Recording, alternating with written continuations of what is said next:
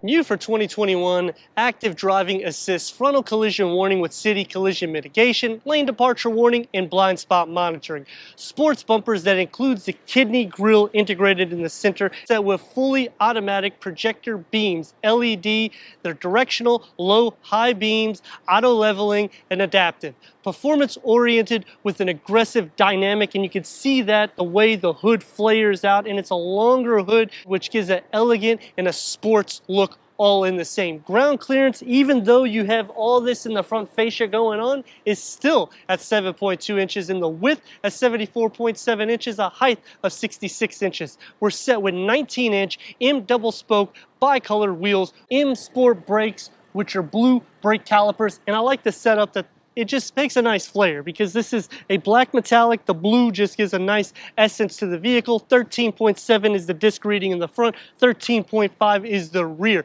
Standard M Sport suspension. You can get your available M Sport differential. It's around $1,300. However, this would definitely help with cornering if you're doing any performance in this model. You can also have your adaptive M suspension. That's around $700. It'll lower the chassis about 0.4 inches. The length of the vehicle is at 186.1 inches with the wheelbase at 112.8 inches. I like that they give you the silver on the side view mirror cap. I wish they would have did it on the roof rails, and the fact that they put it on the vent here gives a nice aesthetic look. It is a fake vent, something that we always talk about, pretty much every car reviewer. I like the fact that everything is blacked out, and the line structure, the way it just flares out, especially down through here, really gives a nice sport look with the wraparound LED brake lights. You got your sports rear bumper. I like the dual exhaust outlets. They look really nice. I wish they added a diffuser in between here, but the good thing is you can add a towing package and you wouldn't really worry about messing up this. Towing up to 4,400 pounds. A max payload at 915 pounds, and this vehicle weighs just a hair over 4,300 pounds. You got your lip spoiler here, and the way the aerodynamics are, it just kind of pushes the vehicle downwards, so it helps with some downforce in the rear. You'll have your power tailgate to go inside your cargo at 28.7 cubic feet. You can put the back seats down at a 40-20-40 fold. Active park distance control. Let's go inside this thing, start it up, and hear that exhaust note.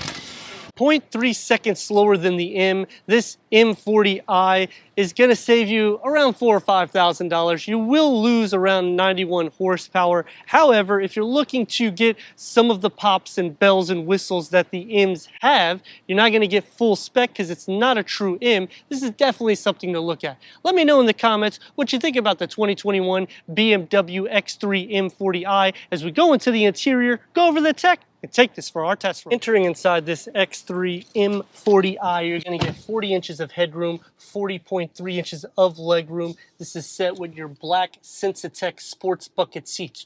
14-way power adjustments with 4-way lumbar support, manual cushion extensions. You're going to get your M leather wrap steering wheel. This is not heated. You do have multi-function in the paddle shifters. It's also not power telescoping. It's manual, so it's pretty easy. And I mean, for the price point, I'm going to overlook some of the amenities because of the upgrades that you get with the engine and the suspension in the vehicle. The dash, the Sensatech comes onto there with the contrast stitching. I wish that they offered a little bit more upscale to it. It's a little bit more dull, but then you also have to consider the trim you're in. The X3 is a simple based car in the interior, so I do like what they're going with. And you got the carbon fiber metal look through the dash, and it goes onto the door panel. One touch up and down. At least 3 or 4 16.9 ounce water bottles can fit. For the armrest, soft on both sides. Opening up in here, you get a USB port, some more storage. In the center console area here, you're going to have all of your functionalities for your infotainment,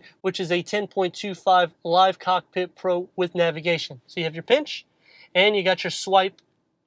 You're going to have your Apple CarPlay, Android Auto, surround view with 3D. You'll have your Wi-Fi, hotspot, AM, FM, and Sirius XM. You're going to get some more USB and a 12-volt cup holders. You can fit about a 20 ounce, and you can fit a small phone here.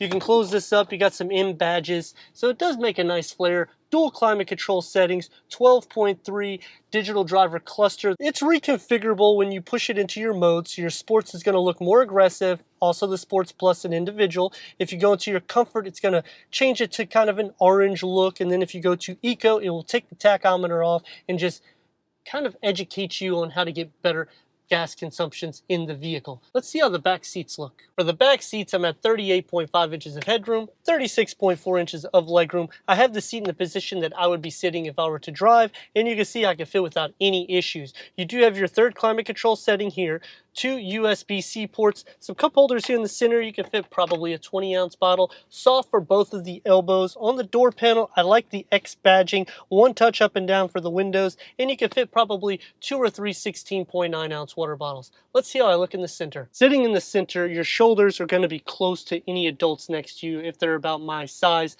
Don't have any issues with head space. Don't have any issues with leg space.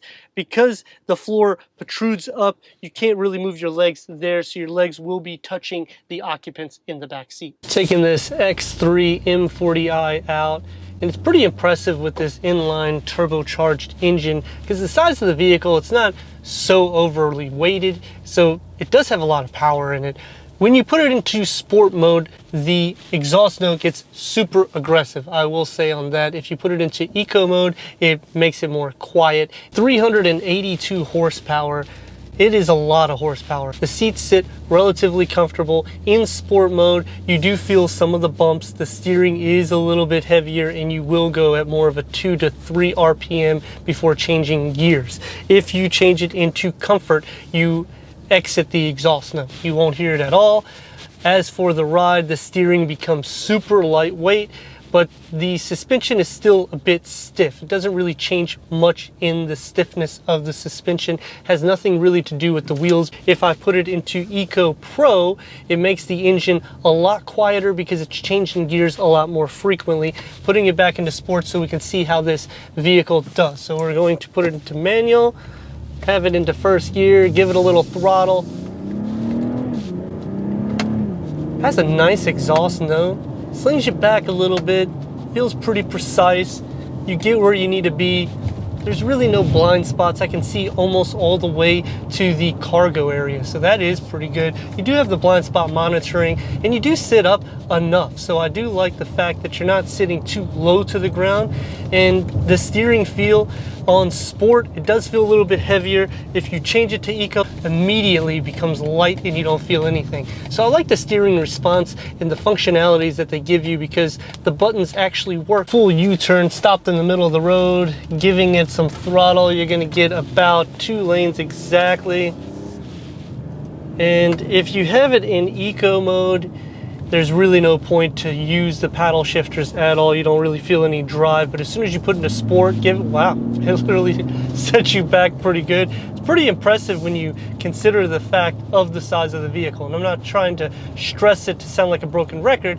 It's just really nice that they give you the capacity to get that kind of power derived underneath the engine of this, and you can still handle it. It's not wheel happy, so I do like that. Bumps on the road, you can kind of feel a lot more than you would anticipate. It's more of a sport derived vehicle for this SAV. Here we go.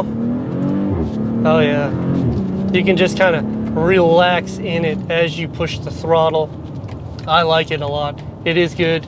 And the fact that the steering does feel heavier, the suspension's already stiff, so I like that. Braking on the car, they do stop on a dime. Get a little bit of note, only hitting around 3 RPM, and that's how loud that exhaust gets. Now we're gonna put it onto the Eco Pro. So now you're not gonna hear anything at all except for some wheel noise through the wheel wells. That's pretty much all you hear. There is no dual pane windows. Driving the car on an everyday basis, I could definitely see someone doing it without any issues at all. I mean, it is gonna be a little bit more of a stiff ride, but you will get over that because if you put it in comfort, it's a very luxurious drive. And I mean, the soundproofing that they do is pretty good for the most part. I mean, it's not overly noisy inside the cabin, unless you wanna turn that exhaust note on. You can pretty much see out of the whole fascia. It's a huge front window, and the fact that the hood is so long, it really gives you that dominant stance, and it makes you feel like, you know what, let me test the boundaries. And I like that they're doing that in this model because they're giving you the capacity to drive a vehicle and feel more confident about the way you drive. And if you don't feel so good with the steering, just put it in a comfort or an eco-friendly mode. If you do put it in the sport mode, you will feel a little bit more tight, but it will make you feel more aggressive and kind of want to give it a little bit of throttle, especially with that exhaust note. We're going to take this back to BMW of Wesley Chapel, go over the reverse camera, and wrap this review up. For your reverse camera, it is a full 360-degree reverse camera. This does have the auto hold, so I'm not touching the pedal, it will hold. You also have your automatic parking, and you have different settings here. If you click, you can go into your 3D view. The only negativity on it is you can't do like this like other models.